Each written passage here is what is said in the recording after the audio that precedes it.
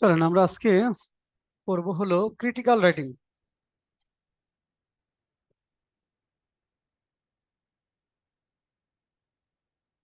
এটা মূলত ব্যাংক জবের জন্য লাগবে, বিসিএস এটা লাগবে না।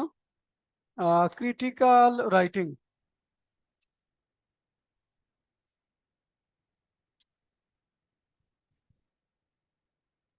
ক্রিটিক্যাল রাইটিং নাম দেখেই কি বোঝা যায়? না, জটিল না। নাম দেখেই কি বোঝা যায় রায়হান? ক্রিটিক্যাল রাইটিং মানে কি?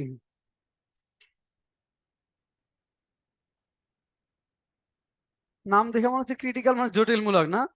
জটিল জিনিস এরকম মনে হয় না যে জটিল একটা বিষয় লিখতে হবে, না। ক্রিটিক্যাল রাইটিং জটিল একটা বিষয় না। ক্রিটিক্যাল রাইটিং এর মানে হলো যে কোনো জিনিসকে ক্রিটিক্যালি লেখা, সমালোচকের দৃষ্টিতে যেভাবে মূল্যায়ন হয় সেটা, মানে একটা জিনিসের পজিটিভ এবং নেগেটিভ উভয় বিষয় উপস্থাপন করা। ক্রিটিক্যাল রাইটিং মানে দেখেই মনে হবে যে জটিল একটা বিষয় বোধহয় আমাদের লিখতে হবে, খুব কঠিন বিষয়, বিষয়টা তা নয়। এটা হলো যে যে কোনো একটা টপিককে ক্রিটিক্যালি ইভালুয়েট করতে হবে, মানে ক্রিটিক্যালি ইভালুয়েট করতে হয়। ক্রিটিক্যাল রাইটিং মানে হলো আমাদের কি করতে হবে, যে ক্রিটিক্যালি ইভালুয়েট করতে হবে। ক্রিটিক্যালি ইভালুয়েট করতে হবে যে কোনো টপিককে, যে কোনো টপিককে ক্রিটিক্যালি ইভালুয়েট মানে সমালোচকের দৃষ্টিতে, মানে পক্ষে বিপক্ষে উভয় দৃষ্টিভঙ্গি। হ্যাঁ, শুধু আর্গুমেন্টেটিভ না, ক্রিটিক্যালি মানে হলো, ক্রিটিক্যালি মানে হলো পক্ষে বিপক্ষে, বিপক্ষে অথবা উভয় পক্ষে থেকে, অথবা উভয় পক্ষের যুক্তি তর্ক, যুক্তি তর্ক উপস্থাপন করা। তাহলে ক্রিটিক্যাল মানে হলো দেখেন উভয় পক্ষের যুক্তি তর্ক উপস্থাপন করা। ক্রিটিক্যাল রাইটিং মানে হলো যে উভয় পক্ষের যুক্তি তর্ক উপস্থাপন করতে হবে। অর্থাৎ আমি যে পক্ষে থাকবো সে পক্ষের কথাও যেমন বলতে হবে, আমি যে পক্ষে থাকবো না সে পক্ষের কথাও বলতে হবে। হ্যাঁ, এখন ক্রিটিক্যাল রাইটিং এর মধ্যে আমাদের ব্যাংকের পরীক্ষায় দুই ধরনের লেখা সাধারণত পরীক্ষায় আসে। সেই দুই ধরনের, এখন ক্রিটিক্যাল রাইটিং এর মধ্যে কোন কোন বিষয় পড়ে, ক্রিটিক্যাল রাইটিং এর মধ্যে কি কি বিষয় থাকে আমরা দেখি। অর্থাৎ ক্রিটিক্যাল রাইটিং এর মধ্যে কোন কোন বিষয় থাকে, যে বলতে চাই যে ক্রিটিক্যাল রাইটিং এর মধ্যে ক্রিটিক্যাল রাইটিং এর মধ্যে কি কি বিষয় থাকে, মানে কোন কোন টপিক অন্তর্ভুক্ত, কোন কোন লেখা বা কোন কোন লেখা বা কোন ধরনের লেখা, কোন ধরনের লেখা, ধরনের লেখা ব্যাংকের পরীক্ষায় আসে।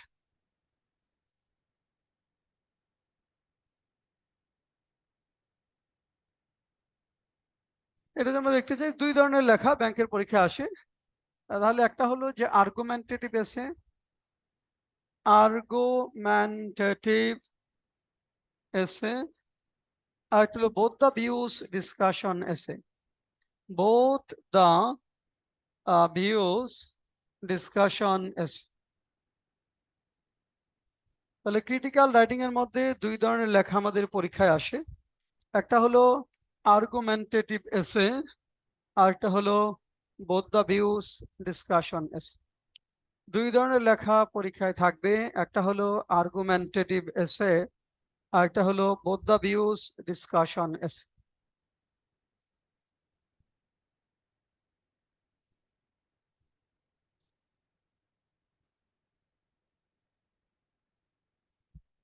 এখন দেখেন এই এই ধরনের যে লেখাগুলো থাকবে, এটার জন্য আমাদের কিভাবে লিখতে হবে, মানে চারটা প্যারা করতে হবে। ক্রিটিক্যাল রাইটিং বা এই লেখাগুলোর ক্ষেত্রে আমাদের চারটা প্যারা থাকবে। ধরো আমরা যদি আর্গুমেন্টেটিভ এসে লিখতে চাই, আর্গুমেন্টেটিভ এসে বা বোথ দ্য ভিউজ ডিসকাশন এসে চারটা প্যারায় লিখতে হবে। অর্থাৎ আর্গুমেন্টেটিভ এসে গুলো চারটি প্যারায় লিখতে হবে। আর্গুমেন্টেটিভ এসে গুলো সর্বমোট 4টি প্যারাতে লিখতে হয়, সর্বমোট 4টি প্যারাতে লিখতে হয়। আর্গুমেন্টেটিভ এসেগুলো সর্বমোট 4টি প্যারাতে লিখতে হয়। তাহলে ফার্স্ট প্যারা, প্রথম হলো যে ইন্ট্রোডাক্টরি প্যারা, তারপরে এখানে ফার্স্ট প্যারা মানে বডির ফার্স্ট প্যারা, এরপর ফার্স্ট প্যারা মানে আপনি যে পক্ষে আছেন সেই পক্ষের কথাগুলো, অর্থাৎ আপনি যে পক্ষে, আপনি যুক্তির যে পক্ষে আছেন, আপনি যে পক্ষে সে পক্ষের কথা। তারপর হলো সেকেন্ড প্যারা, আপনি যে পক্ষে নেই সেই পক্ষের কথা, আপনি যে পক্ষে নেই সেই পক্ষের কথা। তারপরে কনক্লুসিভ প্যারা, কনক্লুসিভ প্যারা। তাহলে ইন্ট্রোডাক্টরি প্যারা, ফার্স্ট প্যারা, সেকেন্ড প্যারা। ফার্স্ট প্যারাতে আমরা যে পক্ষে আছি সেই পক্ষের কথাগুলো বলবো, সেকেন্ড প্যারাতে আমরা যে পক্ষে নেই সেই পক্ষের কথাগুলো উপস্থাপন করব, তারপর আমরা একটা কনক্লুসিভ প্যারা লিখব।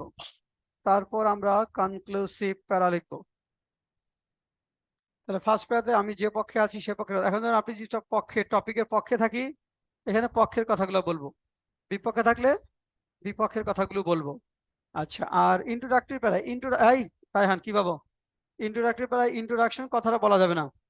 ইন্ট্রোডাক্টরি প্যারাগ্রাফে আমাদের ইন্ট্রোডাকশন থাকবে না, মানে ইন্ট্রোডাকশন কথাটা থাকবে না, এখানে একটা প্যারা থাকবে। কনক্লুশনে গিয়ে কনক্লুশন কথাটা থাকবে না, এখানে একটা প্যারা থাকবে। তাহলে 4টা প্যারা থাকবে। এখন তাহলে আমরা দেখবো যে কি করে বুঝবো যে আমরা এটা আর্গুমেন্টেটিভ এসে, এটা যে আর্গুমেন্টেটিভ এসে এটা আমরা কি করে বুঝবো। তাহলে সেটা যদি দেখতে চাই, আর্গুমেন্টেটিভ এসে কি করে বুঝবো যেটা আর্গুমেন্টেটিভ এসে, অর্থাৎ আর্গুমেন্টেটিভ প্রশ্ন বোঝার কৌশলটা কি, বা কি করে বোঝা যাবে যেটা আর্গুমেন্টেটিভ এসে।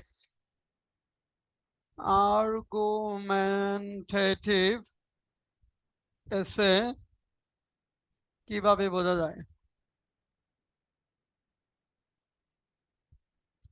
অর্থাৎ আর্গুমেন্টেটিভ এসেটা শুরুটা কিভাবে হবে, কোশ্চেনে কি দেখে আমি বুঝবো যে এটা আর্গুমেন্টেটিভ এসে।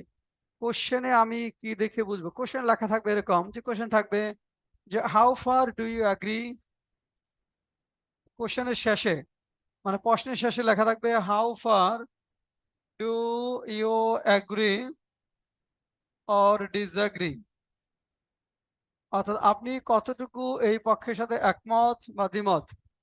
হাউ ফার মানে কতটুকু, এই প্রশ্নের সাথে আপনি কতটুকু একমত পোষণ করেন। অথবা বলা থাকবে to what extent do you agree or dis, to what extent মানে কতটুকু, to what extent do you agree or dis, do you agree or disagree, to what extent মানে কতটুকু আপনি এই টপিকের সাথে কতটুকু অ্যাগ্রি অথবা ডিসঅ্যাগ্রি করেন।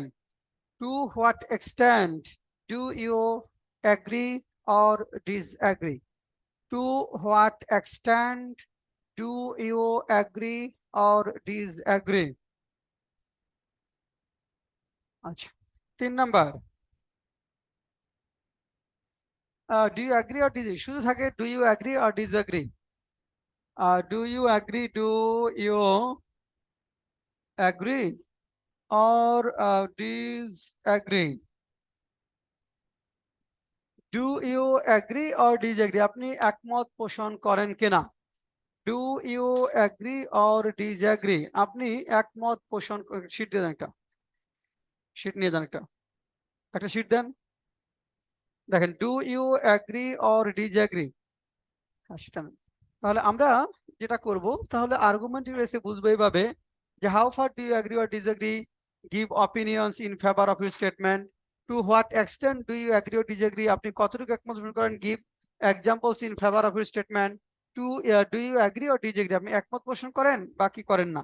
তাহলে আর্গুমেন্টেটিভ এসে শেষে কোশ্চেনের শেষে এই কথাগুলো লেখা থাকবে, তখন আমরা বুঝবো যেটা আর্গুমেন্টেটিভ এসে। তাহলে এটার জন্য আমরা একটা ইন্ট্রোডাকশন থাকবে, একটা ইন্ট্রোডাক্টরি প্যারা থাকবে। ফার্স্ট প্যারাতে আমরা যে পক্ষে আছি সেই পক্ষের কথাগুলো বলবো, সেকেন্ড প্যারাতে আমরা যে পক্ষে নাই সেই পক্ষের কথাগুলো বলবো, এবং তারপরে একটা কনক্লুসিভ প্যারা বলবো। এখন কমন একটা দেখেন, আমরা আমাদের ইন্ট্রোডাকশনে আমরা কি বলবো, কমন একটা ফরম্যাট যদি দেখাই, যে ফরম্যাটের ভিত্তিতে যে কোনো আর্গুমেন্টেটিভ এসে আমরা লিখতে পারবো। এখন সেটা আমরা একটু দেখি। ফরম্যাট অফ অ্যান আর্গুমেন্টেটিভ এসে, দেখেন the format of an argumentative এসে, the format of an argumentative essay. Argumentative এসের ফরম্যাটটা কিভাবে হবে, দা ফরম্যাট। এখন দেখেন ইন্ট্রোডাক্টরি প্যারা আমরা কি লিখবো, ইন্ট্রোডাক্টরি প্যারা, মানে এখানে ইন্ট্রোডাকশন কথাটা আমরা বলবো না, এখানে একটা প্যারা থাকবে, এখানে একটা প্যারা থাকবে, আমরা ইন্ট্রোডাকশন কথাটা বলবো না, সেখানে কি বলবো, দেখো এখানে শিটে যেটা লিখেছি, the discussion about whether or not, এখানে যেটা দেওয়া আছে দেখো, লেখা দরকার নাই, শিটে আছে, শিটটা নাও, দেখো বলা আছে, দেখো the discussion about whether or not, এরপর টপিক সেন্টেন্স, হ্যাঁ, এরপর হলো আমাদের topic sentence,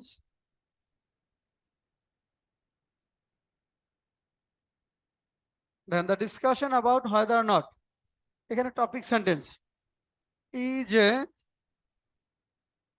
is a debatable one বা controversial one. The discussion about whether or not topic sentence-টা is a debatable. Topic sentence-টা আমরা কোশ্চেন থেকে লিখবো, লিখতে হবে না, খাতা লেখা দরকার নাই। এটা হলো একটা ডিবেটেবল ওয়ান। তারপর it is very usual that, আমরা লিখবো it is very usual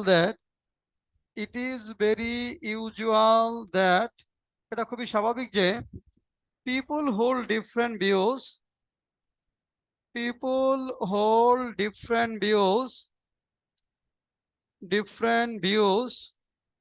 over a controversial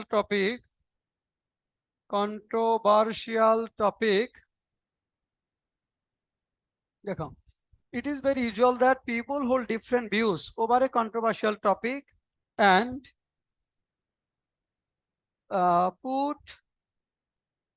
it is very usual that people hold different views over a controversial topic and put forward some feelings and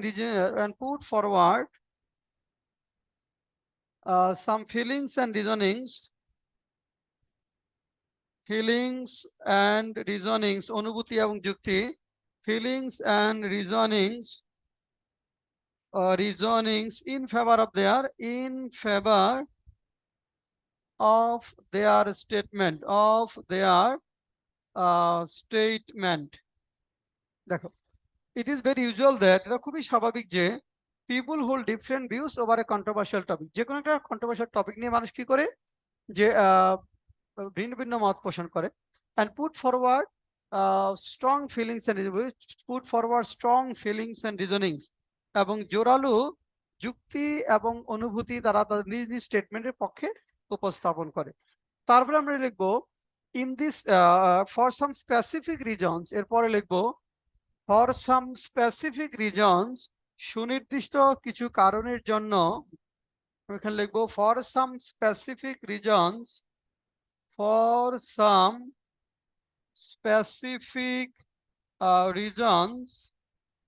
my inclination goes,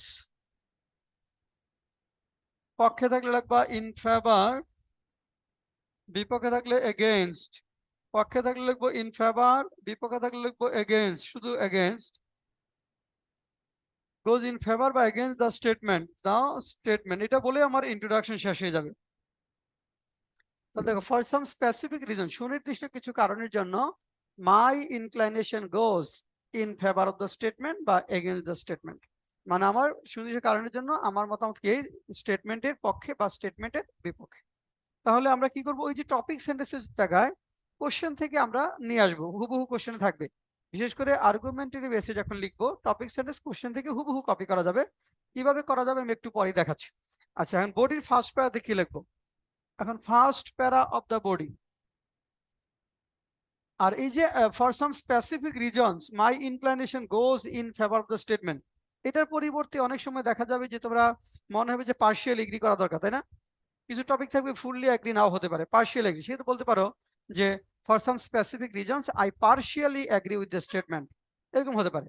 যদি কোনো topic দিকে মনে করে যে partial agri করি, fully না, তখন লিখতে পারবা for some specific reasons I partially agree with the statement, আমি আংশিকভাবে এই স্টেটমেন্টের পক্ষে একমত পোষণ করি। আচ্ছা, এখন ফার্স্ট প্যারা অফ দ্য বডি, ফার্স্ট প্যারা, হ্যাঁ ফার্স্ট প্যারা অফ দ্য বডি, বডির ফার্স্ট প্যারাতে আমরা কি লিখবো? বডির ফার্স্ট প্যারাতে আমরা যেটা করব, যদি আমরা পক্ষে থাকি, একটা কোশ্চেনের পক্ষে থাকলে আমরা এখানে পক্ষের কথাগুলো বলবো, বিপক্ষে থাকলে বিপক্ষের কথাগুলো বলবো। শুরুটা কিভাবে হবে? এইভাবে শুরু করব, there are a good number of reasons, there are a good number of reasons, good number of, there are a good number of reasons that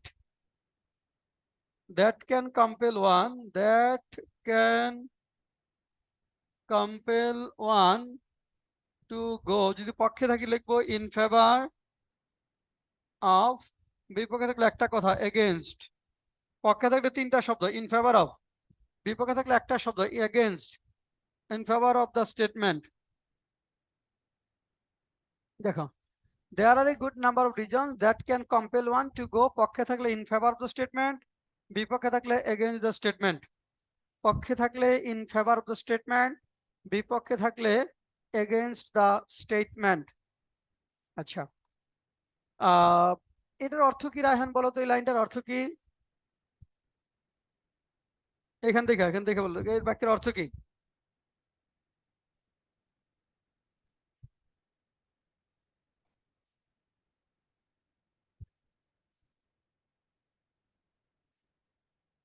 হ্যাঁ নজরুল, বাক্যের অর্থ কি?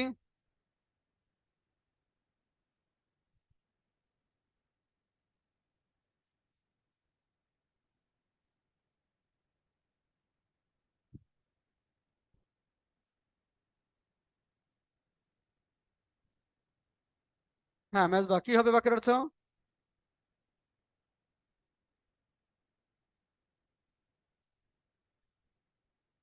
হ্যাঁ সঙ্গীতা, অর্থ কি একটা বিপক্ষে কোথায় পেলেন? ও আচ্ছা, এখানে আছে, ওকে। হ্যাঁ, এটা এই গুড নাম্বার অফ কি ভালো কারণ বা মন্দ কারণ? এই গুড নাম্বার অফ মানে কি বেশ কিছু, ভালো না।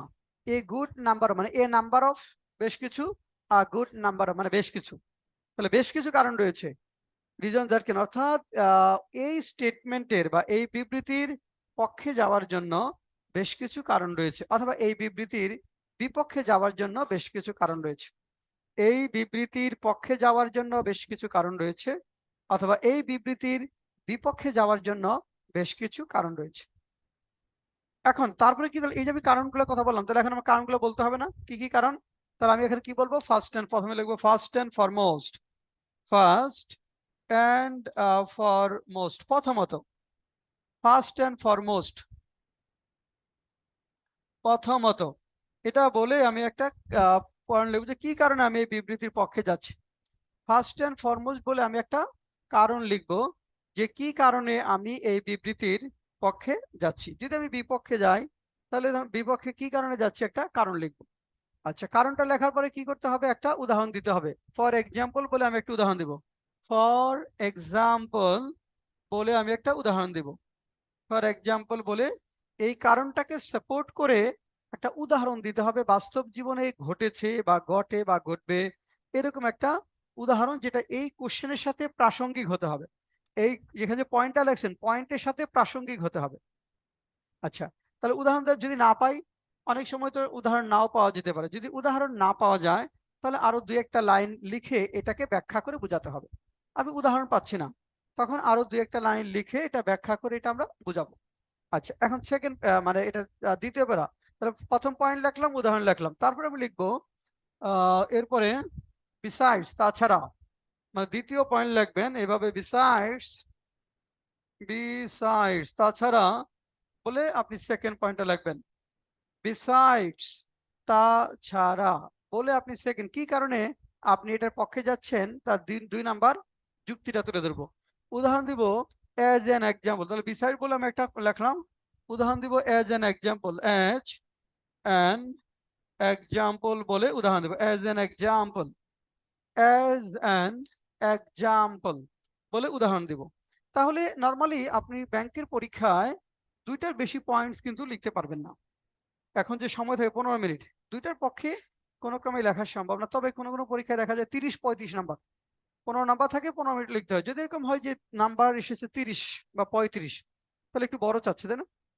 অনেক ব্যাংকে থাকে 35 নাম্বার, 30 নাম্বার, একটা ক্রিটিক্যাল রেটিং, সেক্ষেত্রে বড় করতে হবে। তখন আর একটু বড় করতে হবে। বড় করতে চাইলে আরেকটা পয়েন্ট বাড়াতে হবে, একটা এক্সাম্পল বাড়াতে হবে। সেই পয়েন্ট কি লিখবো? এখানে লিখবেন, আপনি দেখেন, রিসার্চ ইন এডিশন, ধরেন এখানে লিখবো আমরা last but not list, last but not list, last but not list. Raihan, এটার অর্থ কি? লাস্ট বাট নট লিস্ট এই ফ্রেজটার অর্থ কি?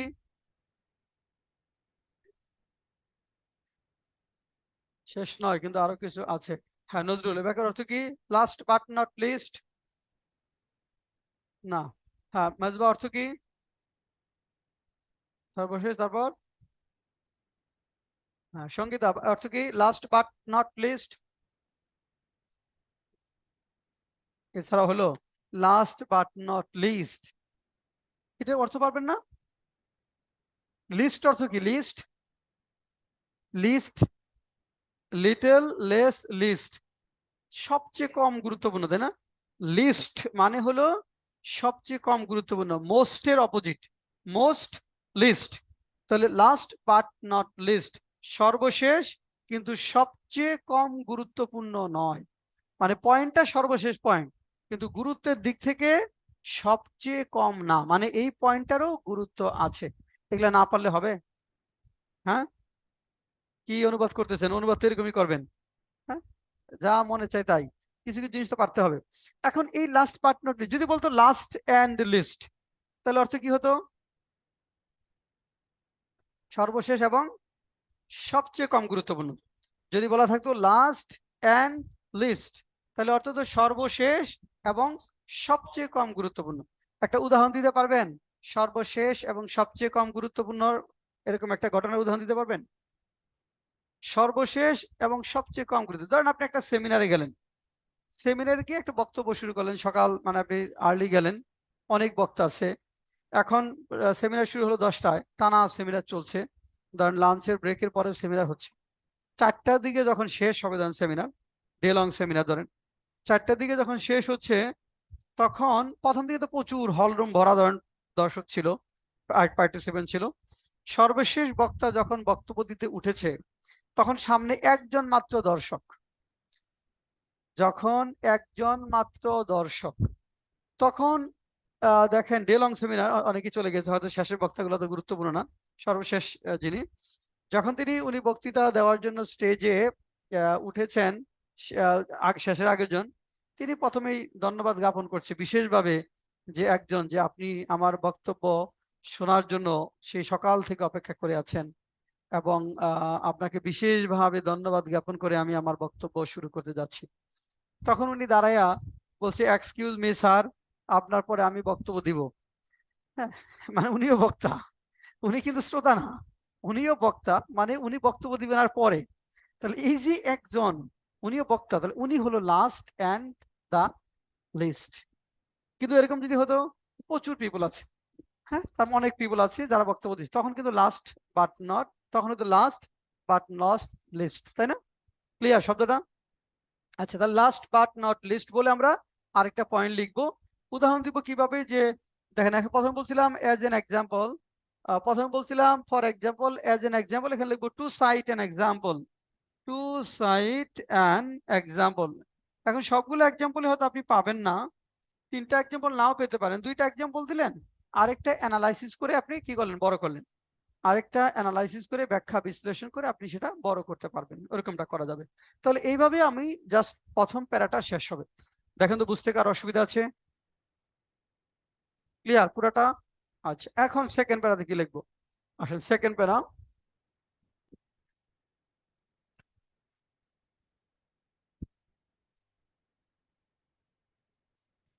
সেকেন্ড প্যারা।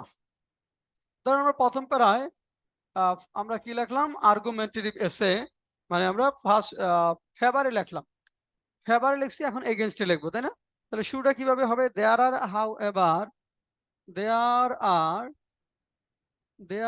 আর however some arguments against the statement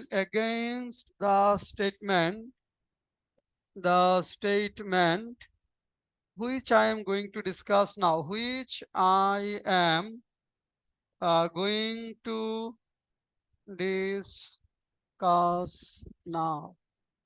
There are, however, যাই হোক, বেশ কিছু কারণ রয়েছে যেগুলো আমি এখন আলোচনা করতে যাচ্ছি। There are, however, some arguments which against the statement which I am going to discuss now. যাই হোক, এই স্টেটমেন্টের বিপক্ষে আরো কিছু কারণ রয়েছে যেগুলো আমি এখন আলোচনা করতে যাচ্ছি। বলার পরে আমি লিখব প্রথমে ইনিশিয়ালি, প্রথমত। প্রথম পয়েন্টটা আমরা কি করব, আমরা লিখব ইনিশিয়ালি, প্রথমত। এটা বলে আমরা প্রথমে একটা পয়েন্ট লিখব যে কি কারণে আমি এটার বিপক্ষে যাচ্ছি, বা বিপক্ষে যারা যাচ্ছে তাদের যুক্তিটা কি, তারা কি কারণে এই স্টেটমেন্টের বিপক্ষে অবস্থান নিচ্ছেন। আচ্ছা, যাওয়ার পরে আমি লিখবো ইনিশিয়ালি, পরে উদাহরণ দিব। দেখেন এখানে ফর এক্সাম্পল তো বলেছিলাম, শব্দগুলো চেঞ্জ করবো আমরা, যেমন টু ইলাস্ট্রেট, টু ইলাস্ট্রেট, উদাহরণস্বরূপ। ফর ইনস্ট্যান্স, আচ্ছা, টু এখানে for instance as an illustration, আচ্ছা টু ইলাস্ট্রেটই বলি, টু ইলাস্ট্রেট বলতে পারি, for instance as an illustration. আচ্ছা, যাচ্ছি। তো প্রথমে দেখেন আমরা কি লিখলাম, টু ইলাস্ট্রেট বলে একটা উদাহরণ দিব। তারপরে যে আরো পয়েন্ট, সেকেন্ড পয়েন্টে লিখবো এগেইন, এগেইন বলে আমি কি করব, সেকেন্ড পয়েন্ট, কি কারণে আমি বিপক্ষে যাচ্ছি তার সেকেন্ড পয়েন্টে লিখলাম এগেইন। তাহলে উদাহরণ দিবেন অ্যাজ এন ইলাস্ট্রেশন। এখানে উদাহরণ দিবেন, ধরেন অ্যাজ এন ইলাস্ট্রেশন, উদাহরণস্বরূপ দিব আমরা অ্যাজ এন ইলাস্ট্রেশন বলে একটা উদাহরণ দেব, অ্যাজ অ্যান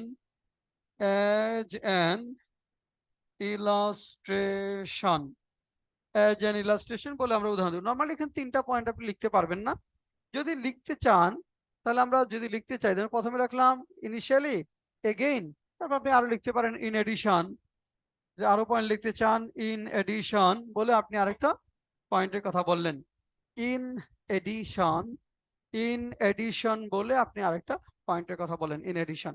উদাহরণ দিলে কি লিখবো এখানে, as an two illustrate, as an illustration, এখানে ফর ইনস্ট্যান্স বলতে পারেন, ফর ইনস্ট্যান্স, উদাহরণস্বরূপ ফর ইনস্ট্যান্স বলে একটা উদাহরণ দিলেন। তিনটা পয়েন্ট, তিনটা ছয়টা কভার করা সম্ভব না 15 মিনিটে কোনোভাবেই। আমি পুরো ফরম্যাটটা দেখাচ্ছি, কখনো যদি সময় পান বড় লেখার, সেই ক্ষেত্রে আপনি তিনটা পয়েন্ট লিখবেন। নর্মালি দুইটা পয়েন্টের বেশি লেখা যাবে না, যদি খুবই কম সময় হয় দুইটা একটা এরকম হবে, একটা দুইটা বা দুইটা একটা পয়েন্ট দিয়ে লিখতে হবে, ফরম্যাটটা জানতে হবে। আচ্ছা, তাহলে এইভাবে দেখেন শব্দের কিন্তু কোনো রিপিটেশন হচ্ছে না, হচ্ছে সবগুলা শব্দ নতুন না, কিভাবে আইডিয়া আগাতে হবে ক্লিয়ার না, একদম কোনো শব্দ রিপিটেশন হচ্ছে না। তাহলে এই ফরম্যাট জানা থাকলেই কিন্তু আপনার দেখা যাবে যে 150 শব্দ ফরম্যাটের মধ্যে চলে আসবে, আর 50 শব্দ লেখলে কিন্তু আপনার এসে কমপ্লিট। একদম সিম্পল, তাই না? জাস্ট আমাকে জানতে হবে যে কিভাবে লিখতে হবে। এখন ধরুন এই ক্রিটিক্যাল রাইটিং চাইলে আপনি আপনার মতো করে লেখলেন, তাহলে হবে না, প্রত্যেকটা জিনিস একটা সিস্টেমেটিক ওয়েতে আছে, সেই ওয়েতে আপনাকে লিখতে হবে। কনক্লুশনে কি লিখবো দেখেন, কনক্লুশনে যদি আমরা যাই, কনক্লুশনে যদি যাই দেখেন, কনক্লুসিভ প্যারা, conclusive para. In conclusion, after analyzing all the points in favor of both the views, দেখেন in conclusion after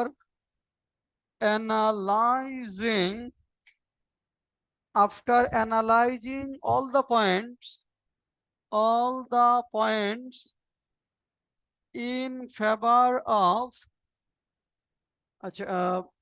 in conclusion, after analyzing all the points in favor of both the views, অথবা বলতে পারি in conclusion after analyzing all the points in favor and against the said topic, in favor and against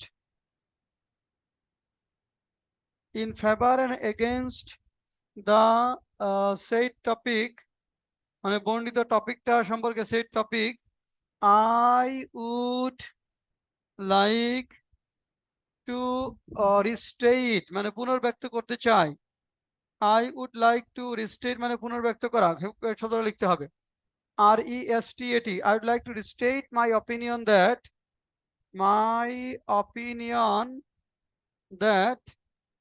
I am, পক্ষে থাকলে লিখবেন in favor, বিপক্ষে থাকলে লিখবেন against, in favor of, বিপক্ষে লিখবেন of the statement, in favor of the statement। তারপর লাস্টের লাইন লিখবেন I think what I have stated, I think আমি মনে করি what I have stated in this essay, and I think what I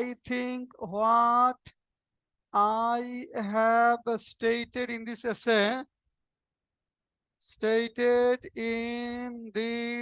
essay, আমি মনে করি আমি এই এসেতে যে বিষয় আলোচনা করেছি emphasizes my points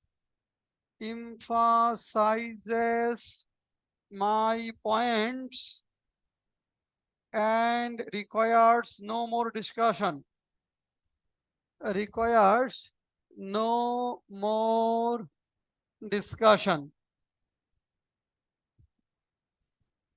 What I have stated in this essay emphasizes my point and requires no more discussion. আমি মনে করি আমি এই এসেতে যে পয়েন্টগুলো আলোচনা করেছি সেটা আমার পয়েন্টটাকে জোরালোভাবে উপস্থাপন করে এবং আর কোনো আলোচনার দরকার নেই, শেষ।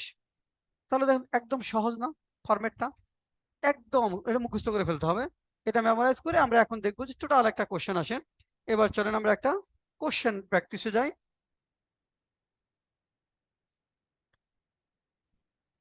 প্রথম আপনাদের যে কোশ্চেনটা আছে সেই কোশ্চেনটা বলেন তো কি লেখা আছে?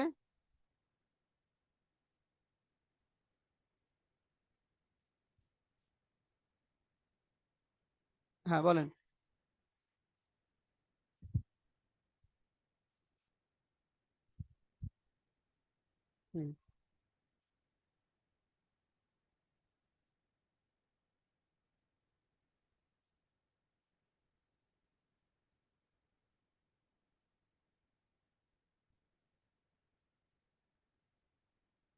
হ্যাঁ গুড। এখন দেখেন কোশ্চেনটা আমরা একটু কোশ্চেনটা অ্যানালাইসিস করি, তারপরে দেখব। কোশ্চেন বলা হয়েছে দেখেন রিসেন্ট ফিগার, এটা আসে securities and exchange commission assistant director 2021 সালে আসে। Recent figure show an increase in violent crime among youngsters in Dhaka city. Some psychologist, এখানে বলছে ঢাকা সিটির কথা বলছে। রিসেন্ট ফিগার সম্প্রতি যে ডেটা বিন্যাসগুলো রয়েছে দেখা যাচ্ছে যে increase in violent crime among youngster, তরুণদের মধ্যে যে ভায়োলেন্স সহিংস যে অপরাধ দেখা যায় সেটার মূল কারণ কি? সাম সাইকোলজিস্ট ক্লেম দ্যাট, কিছু মনোবিজ্ঞানের দাবি করেন যে basic reason for this is that, এর মূল কারণটা হলো children these days are not getting emotional learning they need from parents and teachers. যে ইমোশনাল লার্নিংটা যেটা দরকার ছেলে মেয়েদের সেটা তারা পাচ্ছে না কার কাছ থেকে? Parents and teachers. To what extent do you agree or disagree, আপনি এই স্টেটমেন্টের সাথে কতটুকু একমত পোষণ করেন? তাহলে এখানে আমরা প্রথম কাজ হবে কোশ্চেনটা পাওয়ার পরেই আমরা প্রথমে পক্ষে যাব না বিপক্ষে যাব সেই সিদ্ধান্ত নিব। তারপরে পক্ষে যদি যাই পক্ষে দুইটা কারণ, বিপক্ষে দুইটা কারণ আমরা নোট ডাউন করবো, শর্ট ডাউন করবো যে দিজ আর দ্য রিজনস। আচ্ছা এখন ধরেন এখানে আমরা প্রথমে যদি টপিক সেন্টেন্স লিখতে চাই, টপিক সেন্টেন্স কোনটুকু হবে? ওই যেটা বলছিলাম যে there are differences of opinions among scholar, the discussion about whether or not, or topic sentence বলছিলাম না? যেমন the discussion about whether or not, এখানে বলছিলাম যেমন টপিক সেন্টেন্স দেখেন the discussion about whether or not, এই টপিক সেন্টেন্সের জায়গায় আমরা কি লিখবো? The discussion whether or not. এখানে বলছে some basic reason for this is that children are getting, হ্যাঁ দ্যাট এই যে এখানে বলছে and show that an increase in violent crime among youngster Dhaka city. Some psychologists claim that basic reason for this is that children are not getting emotional learning they need from parents and teachers. কি লিখবো topic সেন্টেন্সটা?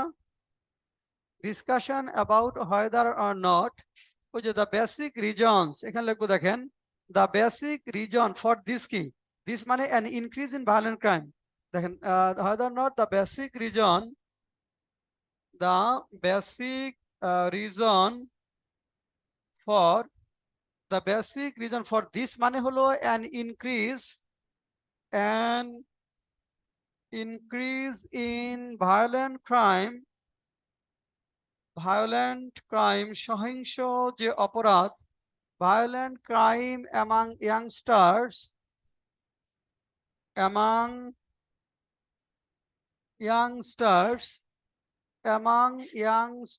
in Dhaka city, basic reason কি এখানে বলছে, basic reason is that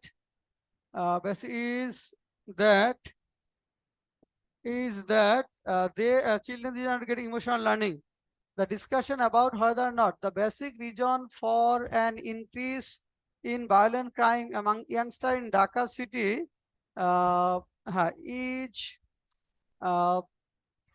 is the, এখানে যদি বলি দেখেন, lack of emotional learning is the lack of, সংক্ষেপ করি, is the, এখানে lack of emotional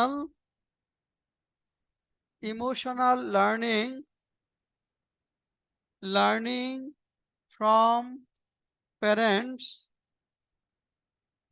is a debatable one. দেখেন কি হলো, তাহলে আমরা টপিক সেন্টেন্সে লিখবো আমরা নরমালি, দেখেন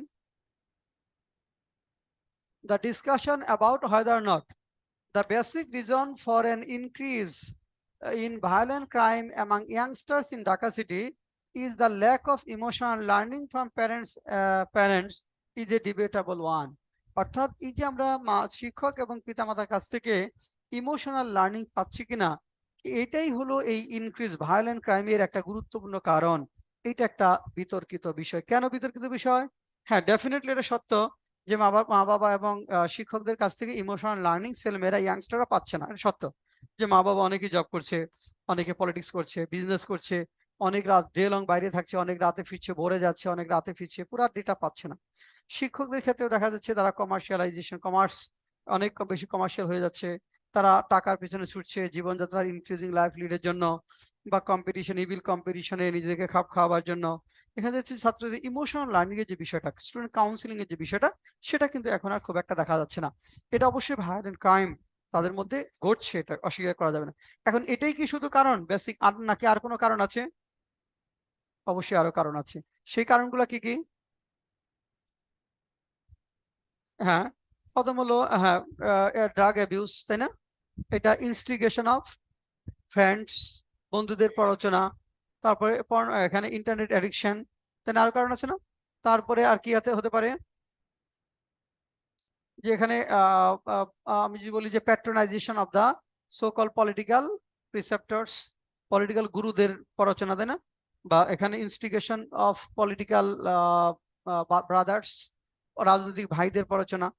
এই বিভিন্ন কারণগুলো ডেফিনেটলি আছে। তাহলে এখানে আছে ইন্টারনেট অ্যাডিকশন, মানে সোশ্যাল ইন্টারনেট অ্যাডিকশন একটা বিষয় আছে, ওখান থেকে দেখে তারা ভায়োলেন্স হচ্ছে, বন্ধুদের প্ররোচনার মাধ্যমে তারা হচ্ছে। এখানে বিশেষ করে যারা পলিটিক্যাল গুরু আছে, হ্যাঁ, গুরু ফ্রাস্ট্রেশন আছে, তাই না?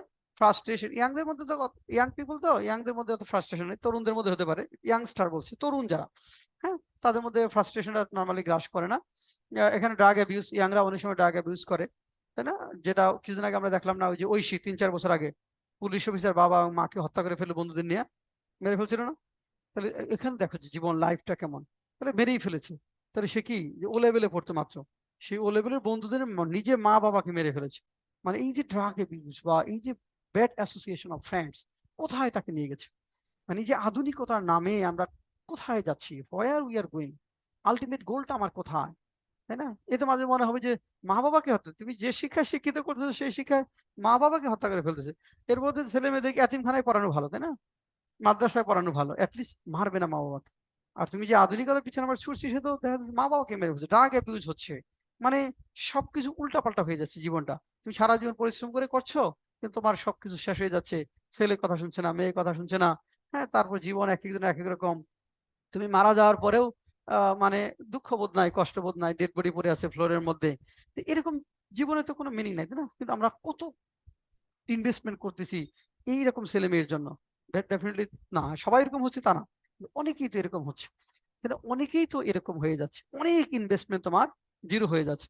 কিন্তু দেখো তুমি ধর্মীয় শিক্ষায় যারা শিক্ষিত হচ্ছে তাদের মধ্যে কিন্তু এটা নাই আছে। কিছু হয়তো উগ্রবাদের দিকে যায় বিভিন্ন কারণে, কিন্তু আসলে যে কোনো ধর্মীয় দেখবা যে ধর্মে একটা জিনিস আপনি শিখায় যে মা বাবা এবং শিক্ষক গুরুজন যারা আছে তাদের সাথে খারাপ আচরণ করা যাবে না।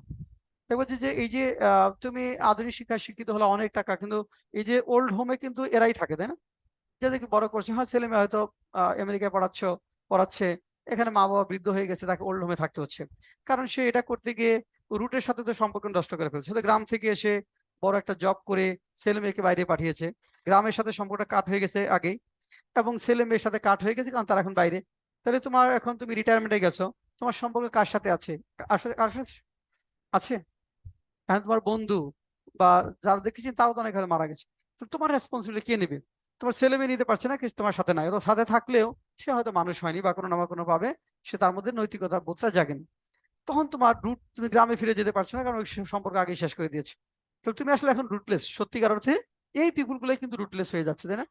থাকতেছে হয়তো একটা ফ্ল্যাটে, কিন্তু they are rootless in the sense that they have disconnected their bottom and top. তাদের উপর এবং নিচ দুইটাই কিন্তু ডিসকানেক্ট করে ফেলেছে। তো এই জন্য সমস্যা। কাজেই এই বিষয়গুলো কিন্তু আমাদের ভাবতে হবে। এই যে এটা কিন্তু ওইরকম একটা বিষয় যে মা বাবাকে হত্যা করে ফেলতে পারছে ইয়াংস্টাররা, তাহলে সেই ইয়াংস্টার দিয়ে আমি কি করব? সেই তোমার যে ড্রাগ অ্যাডিক্ট ইয়াং সোসাইটি, ইয়াবা অ্যাডিক্ট ইয়াং, কি হবে সেটা দিয়ে? এখন ছেলেদের সাথে পাল্লা দিয়ে মেয়েরাও খাচ্ছে, মেয়েরাও ইয়াবা খাচ্ছে, এবং সে খুব প্রাউড ফিল করছে, দেখাই দিচ্ছে যে আমার বাবা খায়, ভাই খেতে পারে, বন্ধু খেতে পারে, আমি খেতে পারবো না কেন?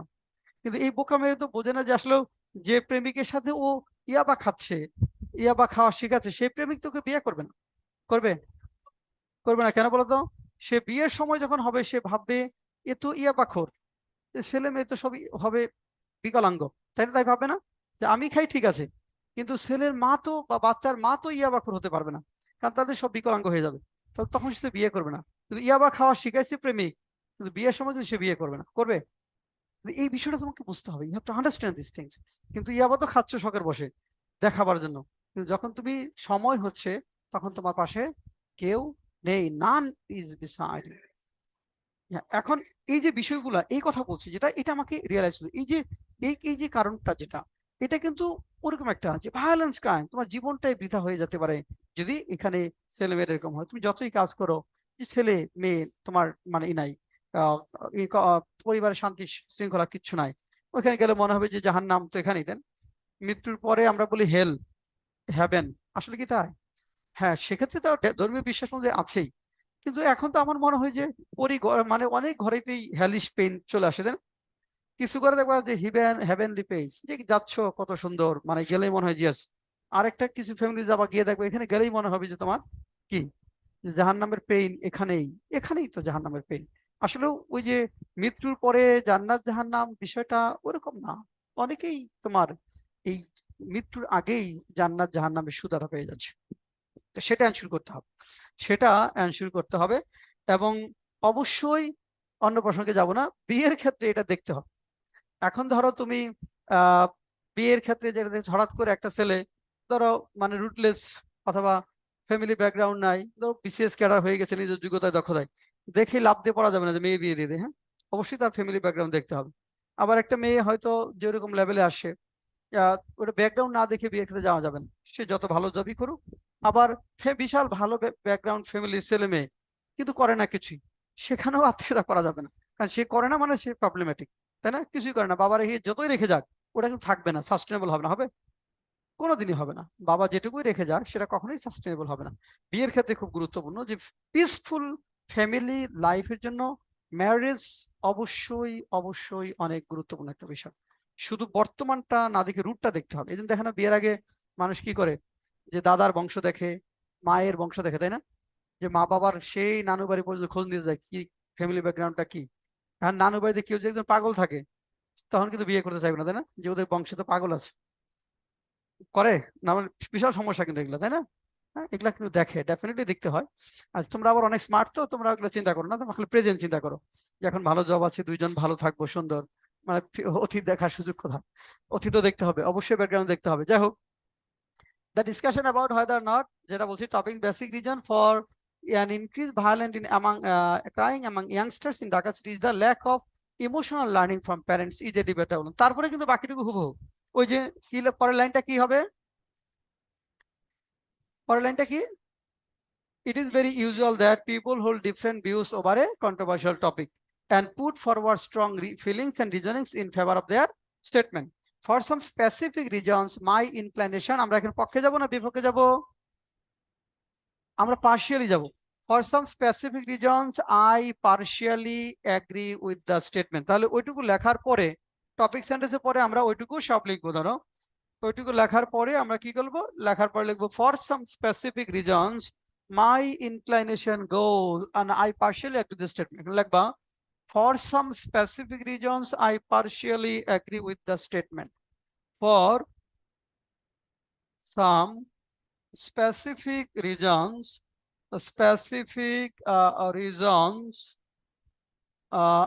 I partially agree with the statement। I partially agree with the statement। For some specific reasons I partially agree with the statement।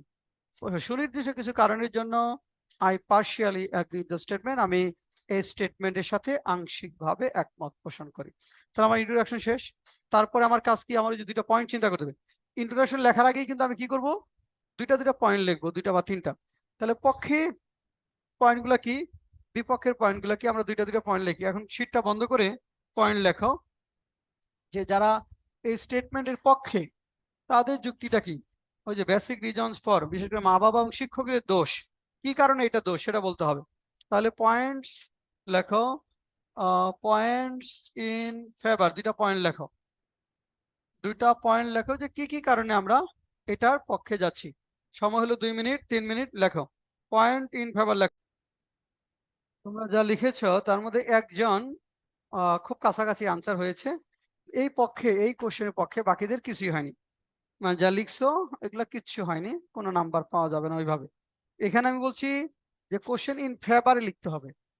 ফেভারটা কি? কোশ্চেন বলছে যে ইমোশনাল লার্নিং পাচ্ছে না পিতা মাতা শিক্ষকের কাছ থেকে, এই কারণে ছেলেমেয়েরা ভায়োলেন্ট হচ্ছে।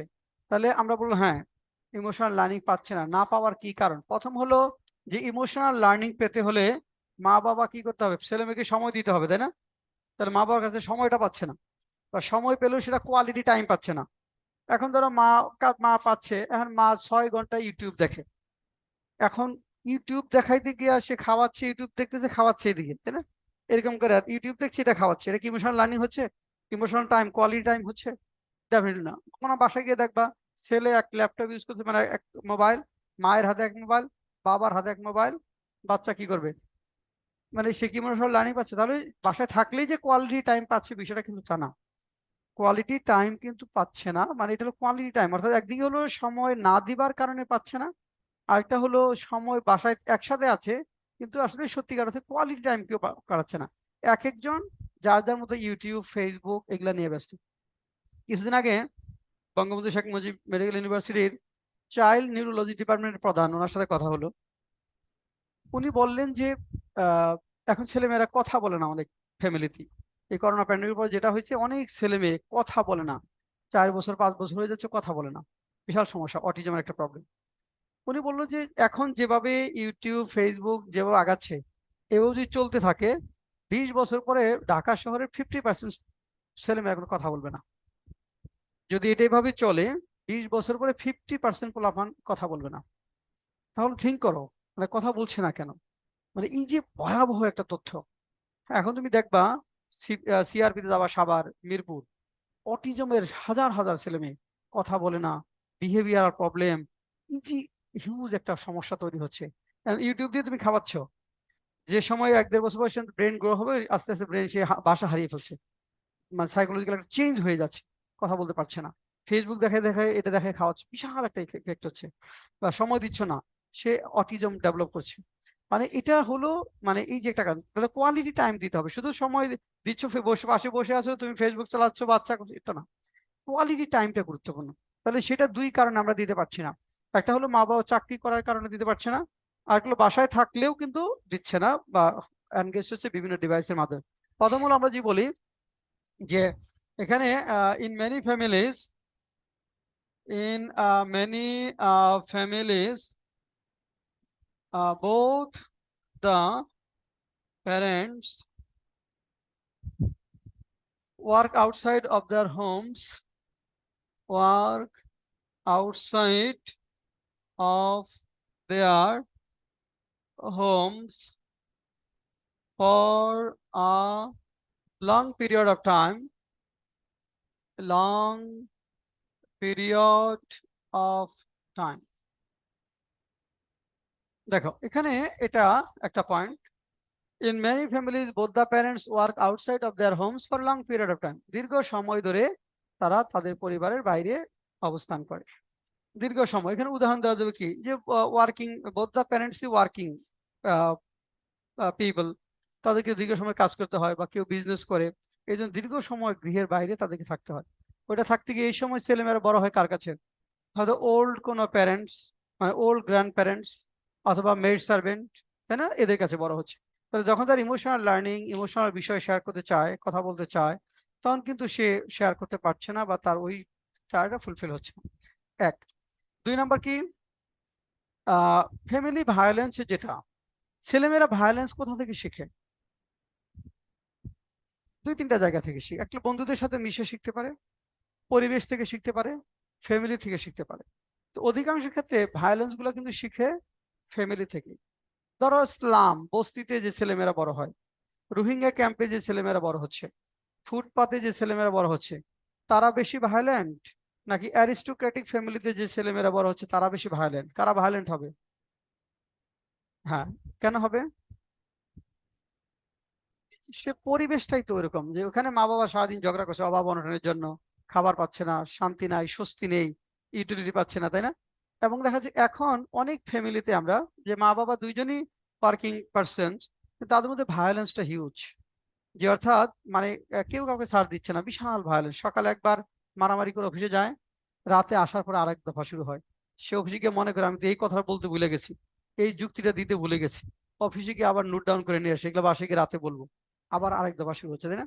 যে আমরা যেটা দেখেছি, ধরো গ্রামে যখন বড় হয়েছি, যে রিসাইটেশন ফ্রম দ্য হলি কোরআন পাশের বাসা থেকে আসে, সেটা ভেঙে আমরা ঘুম থেকে উঠেছি, যে আমাদের মা, চাচি, খালা, ফুপু, চাচা, এরা মানে নামাজ পড়ার পরে সুমধুর কণ্ঠে রিসাইটেশন করতো হলি কোরআন। যে কত চমৎকার কণ্ঠ! কিন্তু দিনটা শুরু হতো মোনাজাতের মধ্য দিয়ে, প্রেয়ারের মধ্য দিয়ে, শান্তি শান্তি। আর আমরা দিনটা শুরু করছি কি দিয়ে? ভায়োলেন্স। মানে ছোট্ট একটা জিনিস নাই, এতে খুব অস্থিরতা, মানে এটা নাই কেন, ওইটা, এই যে ভায়োলেন্সটা, এটাই তো ছেলে মেয়েদেরকে কি করছে? ভায়োলেন্ট করে দিচ্ছে, তাই না? তাহলে তোমার সবই আছে, তোমার টাকা পয়সা সব আছে, পাওয়ার টাওয়ার সব আছে, সেটা তুমি এক্সারসাইজ করতেছো ফ্যামিলিতে। তোমার এক্সেসের জায়গায় হচ্ছে পাওয়ার মিস ইউজ করতেছো বা অ্যাবিউজ করতেছো ফ্যামিলিতে, প্রথম হাজবেন্ড ওয়াইফের মধ্যে, ইন লস প্যারেন্টসদের সাথে, আত্মীয় স্বজন যারা আছে তাদের সাথে। তো এখান থেকে ফ্যামিলি গুলা ভায়োলেন্স হচ্ছে, ছেলেমেয়েরা ভায়োলেন্স এখান থেকে শিখছে, প্রথম কথা যেটা। তাহলে আমরা যেটা বলতে পারি যে ভায়োলেন্ট, এখানে family environments instigate children to become violent. এখানে ভায়োলেন্ট ফ্যামিলি এনভায়রনমেন্টস, ভায়োলেন্স, আচ্ছা ভায়োলেন্স বলি, violence between the parents, between the parents, মা এবং বাবার মধ্যে যে ভায়োলেন্স, between the parents, এখানে encourages children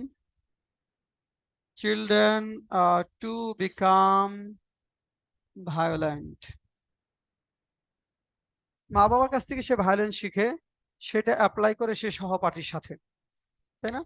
সেটা অ্যাপ্লাই করে তার বন্ধু বান্ধবদের সাথে।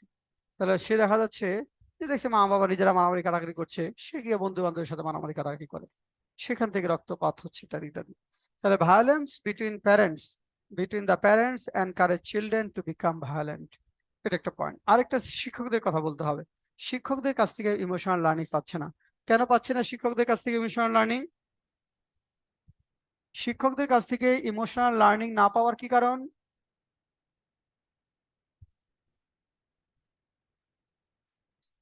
আচ্ছা, শুধু টাকার পিছনে সব শিক্ষকই টাকার পিছনে ছুটছে বিষয়টা তা না। গ্রহ দেওয়া যাবে না। কেন পাচ্ছে না? কারণটা কি?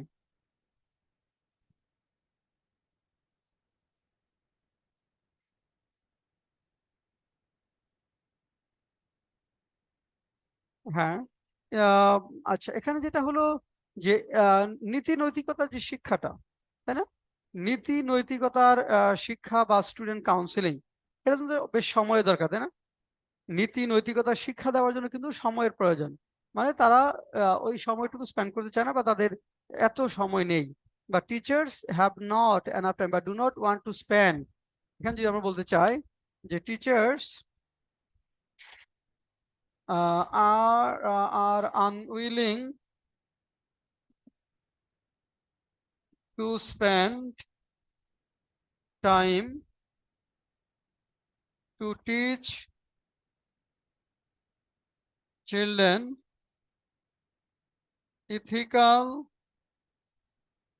ethical qualities.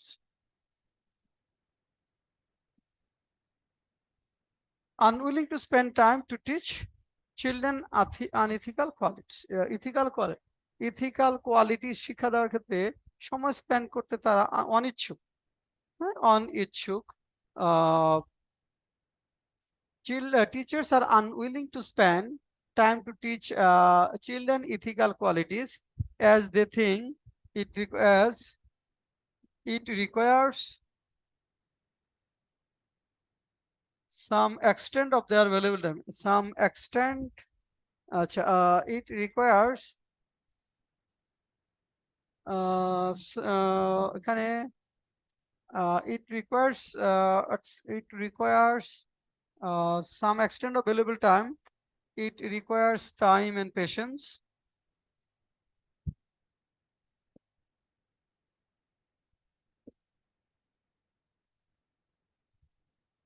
এই কাজটার জন্য সময় এবং ধৈর্যের প্রয়োজন, এবং এই কাজটা ইথিক্যাল কোয়ালিটি যেগুলো শেখার জন্য, এই যে আমরা গল্প করছি আজকে ক্লাসে অনেক, তাই না? অনেক কথা বলছি না? এই কথা বলার কি দরকার ছিল আমার কোনো? আমি আজকে চাইলে আরো 2-3টা পড়াইতে পারতাম না? মানে পুরো শীটটাই শেষ করে দিতে পারতাম, পারতাম না? এই কথা বলার কোনো দরকার ছিল?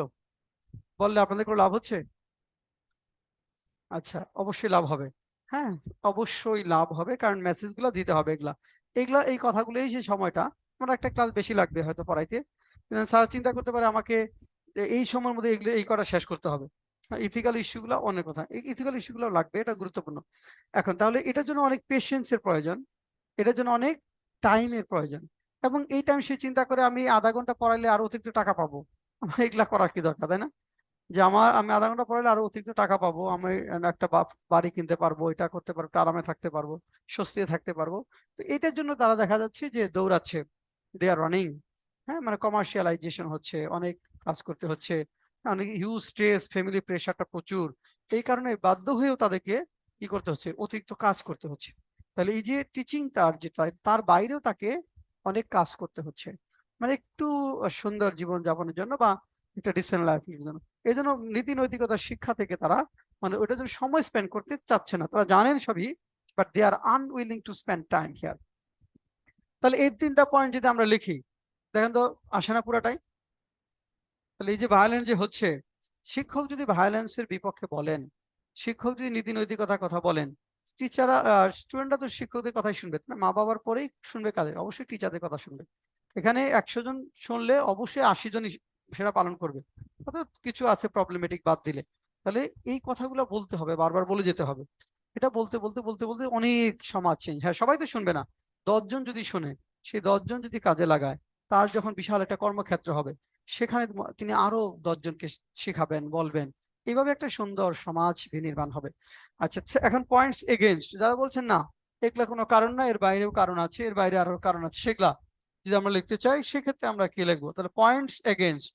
এখন লেখো তোমরা যে ভায়োলেন্স টার্ম যেগুলো লিখছিলে, এখন এগুলো এখানে আসবে। পয়েন্টস এগেইনস্ট, এখানে 2-3টা পয়েন্টস লেখো। এই পয়েন্টস এগেইনস্টে 2-3টা পয়েন্ট লেখো।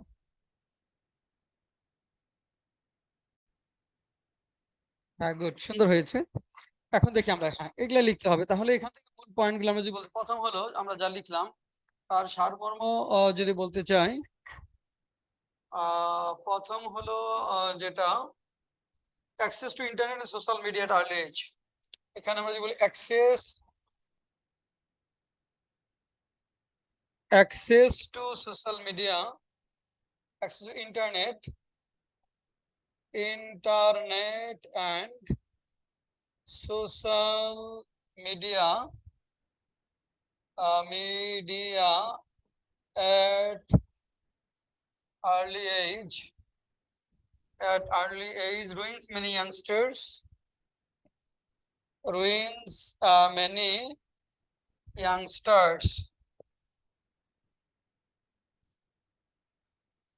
youngsters অনেক ইয়াংস্টারকে কি করছে, ধ্বংস করে দিচ্ছে।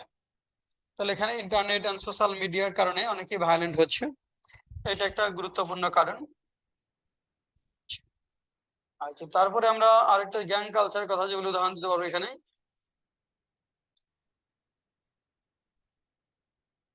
এখানে in addition instigation of friend and indulgence by so-called political patronizers। তারপরে instigation of friends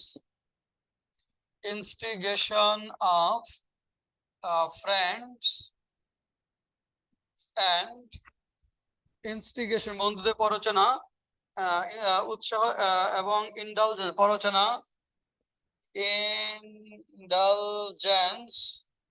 indulgence by so-called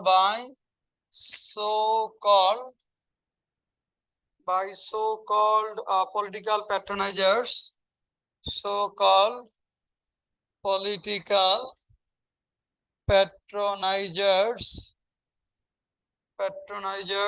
lead many people to the path of lead many young people to the path of violence, lead many people to the path of violence।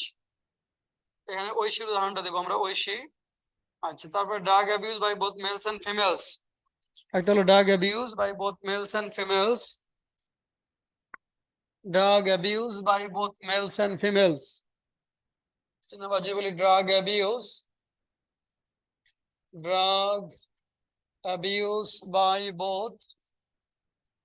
by both males and females,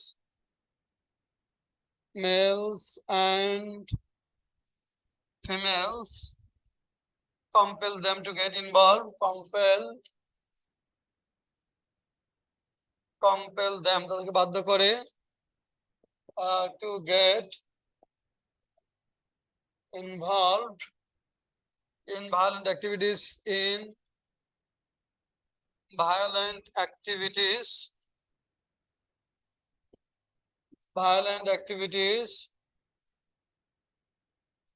as buying drugs requires a lot of money, as buying drug requires a lot of money,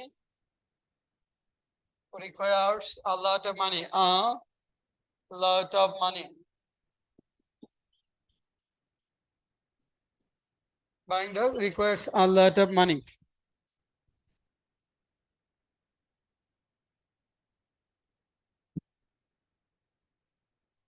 Buying drug requires a lot of money। এখন দেখো, এখানে আমরা এখন পুরা conclusion তো আমরা লিখবো। Conclusion কি লিখবো? টু ফরম্যাটটা শুধু রিস্টেট মাই অপিনিয়ন দ্যাট আমি কোন পক্ষে আছি। এখন পুরা এসেটা চলো আমরা একটু পড়ি। আমরা এবার পুরা এসেটা যদি পড়ি, দেখো আমরা পুরা এসেটা একটু দেখতে চাই।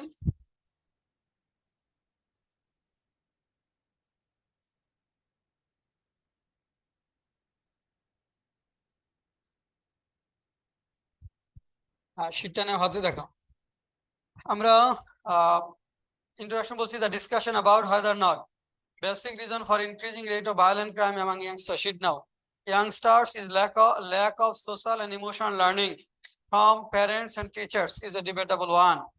It is very usual that people hold different views over a controversial topic and are inclined to put forward strong reasons and feelings in favor of the statement. For some specific reasons, I partially agree with the statement. এখন দেখো first প্যারা, There are a good number of reasons that can compel one to go in favor of the statement.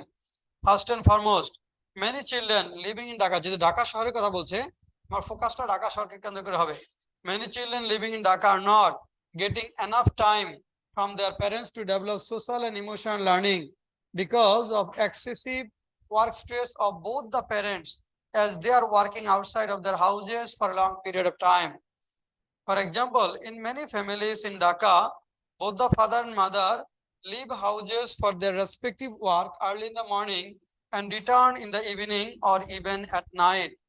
During this long period, children stay mostly with the maid servants or with their old grandparents. And thus, children are deprived of parental care, which is highly essential for emotional and mental development of the tender minds of the children. Apart from this, delicate bonding between the parents or hostile family environment not only affects proper upbringing, but also instigates children towards violent behavior. Besides, teaching and nurture devoid of ethics, morality, and emotion by the teachers at many educational institutes fail to rouse, মানে জাগাতে ব্যর্থ হয়, humanistic qualities in the youngsters. As a result, they grow like robots and sufferings and pain of fellow human beings do not touch them. Therefore, there are, however, some arguments against the statement which I am going to discuss now. Initially, access to internet and social media at early age ruins many youngsters. By visiting various violent sites through internet, many people develop violent behavior in them and apply the same in practical life. As an example, every day we hear a number of harrowing and gruesome murders and criminal offenses committed by the young people when they virtually come in touch with various gang groups. In addition, instigation of friend and indulgence by so-called political patronizers lead many young people to the path of violent activities. As an illustration, a few years ago, Oishi, an O-level student in Dhaka, killed her police officer father and homemaker mother in accomplice with her friends. Last but not least, drug abuse by both males and females compel them to get involved in violent activities, as buying drugs requires a lot of money. In conclusion, after analyzing all the points in favor and against the said topic, I would like to restate my opinion. আমি আমার opinion পুনর্ব্যক্ত করতে চাই যে lack of social and emotional learning from parents and teachers is greatly responsible for violent behavior of the youngsters. However, instigation of friends, widespread abuse of narcotic, imbalanced empowerment, deep-rooted frustration, and change in behavioral pattern of the members of the society also add fuel to this. এখানে আরো detail দিচ্ছি।